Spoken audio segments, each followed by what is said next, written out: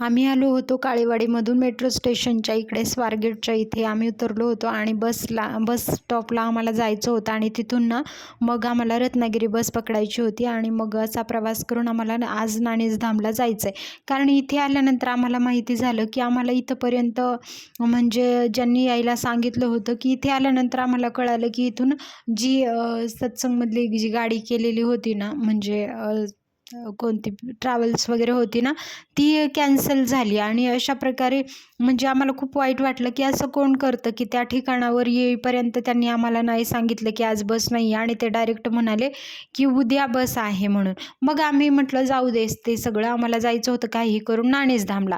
मग आम्ही निघालो बसचा प्रवास करत आणि 4 वाजता पहाटे पोहोचलो होतो कोल्हापूरला आणि मग तिथून आम्ही तिथे उतरलो, नाश्ता वगैरे केला पहाटेच आणि मी आणि माझ्यासोबत एक ताई होत्या. म्हटलं काही करून आपल्याला सेवेला जायचंच आहे. मग अशा प्रकारे मग नंतर 6 वाजता आमची तिथे बस आली 6, सव्वा 6 वाजता आणि आम्ही निघालो नाणेसधामला जाण्यासाठी. खूप वर्षानंतर म्हणजे फर्स्ट टाईमच खूप वर्षानंतर तसं तर मी कोल्हापूरहून आली आहे गावाकडे असताना नाणेसधामला. पण इकडून जर मी पुण्यात राहत असेल तर कोल्हापूरहून येण्यासाठी हा उलट रस्ता होतो. पण रात्रीची वेळ होती 10 वाजता आम्हाला कळालं होतं की आमची ट्रॅव्हल्स कॅन्सल आहे. म्हणजे पुढच्यांनी पण बघा ना आम्हाला काहीच सांगितलं नाही आणि म्हणून म्हटलं की घरी तर परत नाही जायचं आता निघालोय सेवेसाठी तर परत म्हणजे नाणेसधामलाच जायचं आहे पुढे म्हणून आम्ही आलो होतो आणि अशा प्रकारे आम्ही पोहोचलो होतो जुन्या मठाच्या इथे आणि बघा एक एक पालखी आपल्या येत होत्या आणि तोपर्यंत एका पालखीचं स्वागत करत आम्ही पण पालखीमध्ये निघालो होतो आणि नवीन मठापर्यंत आम्हाला जायचं होतं.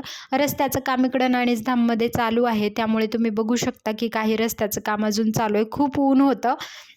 मग आम्ही पायीच निघालो होतो पालखीसोबत. म्हटलं की तिथून तिथपर्यंतचा प्रवास तरी करूयात म्हणजे पुढच्या वर्षी जर जमेल नक्कीच तर प्रयत्न करूयात चालत म्हणजे आपल्या गुरुमाऊलींच्या पादुकांसोबत येण्याचा. आणि मग पोहोचलो होतो बघा इकडं मुख्यद्वारापर्यंत आपल्या आणि हा आहे आपला सुंदरगड. तर सुंदरगडावरती पालखी जाण्यासाठी वरती आज प्रत्येक पालखीचं एका पालखीचं आगमन होत आहे आणि हा आहे म्हणजे उद्या जगद्गुरू श्रींचा जन्मोत्सव सोहळा आहे आणि तो मी तुम्हाला दाखवण्याचा प्रयत्न करते की कशाप्रकारे आजची वारी होईल. आणि दिवाळीचे दिवस आहेत, खूप आनंदाचे दिवस आहेत. तर यावर्षीची आपली दिवाळी नाणेसधाममध्ये आपल्याला साजरी करायला भेटते आपल्या जगद्गुरू श्रींसोबत, आपल्या माऊलींसोबत. तर यापेक्षा अजून काय मोठं आपल्याला हवं आहे आणि म्हणूनच आम्ही सुद्धा सेवेसाठी आलो आहोत. तर कशाप्रकारे सेवा वगैरे होते आणि आजचा दिवस कसा होईल मी तुम्हाला थोडक्यात दाखवण्याचा प्रयत्न करते. आम्ही दोघीही ताई म्हणजे वरती आलो होतो आणि आमची सेवा सुंदरगडावरतीच असणार आहे. तर आम्हाला जे म्हणजे दर्शनासाठी वगैरे असतात ना रांग, आम्ही संग्राम सेनेमध्ये सेवा करतो. तर मी आणि ताई इकडे आलो होतो आणि इथे बघू शकता आपले छत्रपती शिवाजी महाराजांचा असा पुतळा आहे आणि तिथून महादेवाचा सुद्धा पुतळा आहे तिथे. आणि मग पुढे आल्यानंतर आम्ही आलेलो आहोत वरती आणि तुम्ही बघू शकता की भाविक भक्तगण किती आतुरतेने म्हणजे उद्याच्या वारीची वाट बघत आहेत. तर आपल्या जगद्गुरू श्रींचा जन्मोत्सव आहे आणि तो खूप धूमधडाक्यामध्ये आपल्याला साजरा करायचा आहे आनंदामध्ये. आणि दिवाळी आपल्याला जगद्गुरू श्रीसोबत साजरी करायची आहे. तर दिवाळी पहाट वगैरे कशा प्रकारे असेल या व्हिडिओमध्ये मी तुम्हाला दाखवण्याचा प्रयत्न करते थोडक्यात. तुम्ही बघू शकता आजपासून भाविक भक्तगण येण्यासाठी सुरुवात झालेली आहे. एक पालख्यांचं सुद्धा आगमन होतंय थोड्या वेळामध्ये.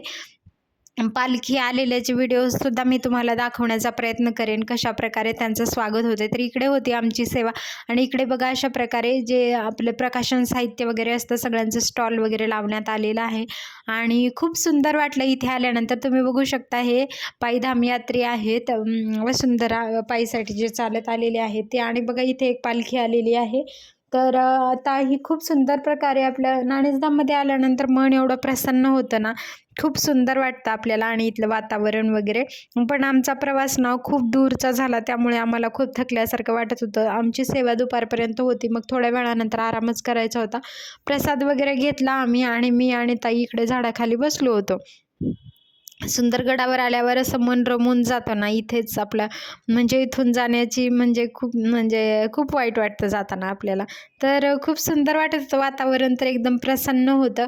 आणि मग बघा एक वसुंधरा पायी दिंडीतून जे भाविक भक्तगण येतात त्यांचं स्वागतांसाठी ते जात होते आणि त्यांचं स्वागत खूप छान पद्धतीने झालेलं आहे.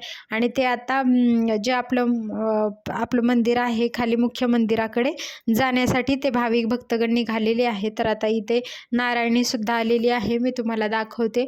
आणि खूप छान वातावरण आहे. बघा, वसुंधरा पायदिंडीसाठी जे भाविक भक्तगण 1 महिन्यापासून चालत आलेले आहेत त्यांचं आता स्वागत करायला भेटतंय आपल्याला.